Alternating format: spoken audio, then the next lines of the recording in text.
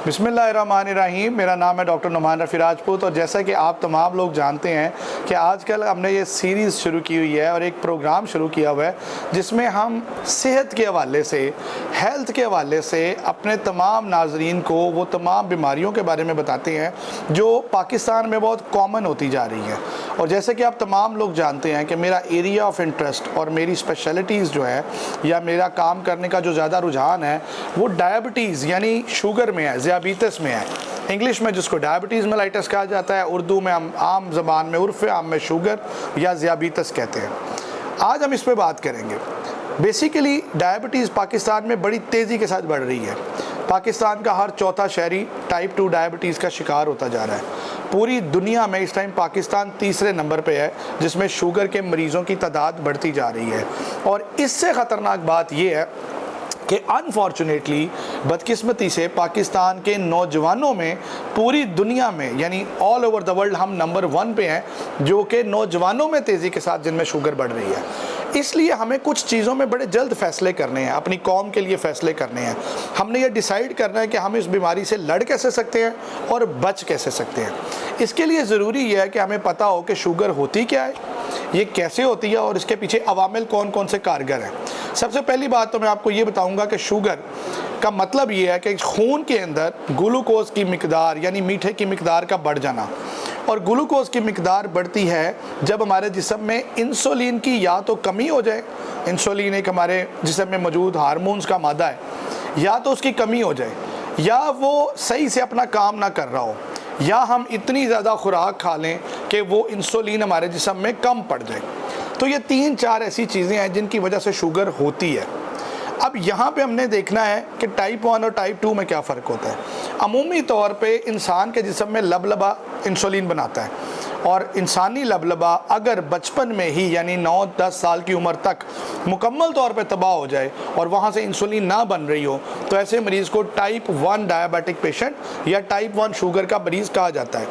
ऐसे मरीज़ को ताउम्र अभी तक के इलाज के मुताबिक इंसुलिन की ज़रूरत रहती है।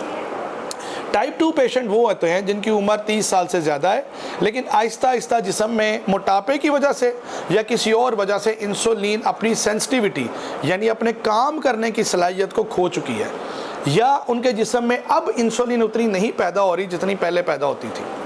ज़्यादातर वो अवामिल जिनकी वजह से शुगर होती है उसमें वज़न का बढ़ना, बहुत ज़्यादा खाना, आराम तलब ज़िंदगी, बैठे रहना, काम ज़्यादा ना करना, स्ट्रेसफुल लाइफ गुजारना, अल्कोहल सिगरेट का इस्तेमाल या बहुत ज़्यादा मीठा खाना, और फिर आखिर में जेनेटिक मेकअप यानी कुछ फैमिलीज़ ऐसी हैं जिनमें ये ज़्यादा होता है। और अनफॉर्चुनेटली साउथ एशिया में पाकिस्तान, इंडिया वो फैमिलीज़ हैं जिनमें बहुत ज़्यादा शुगर बढ़ती है। इन तमाम अवामिल में से कुछ ऐसे अवामिल हैं जिनको हम मेहनत करके ठीक कर सकते हैं।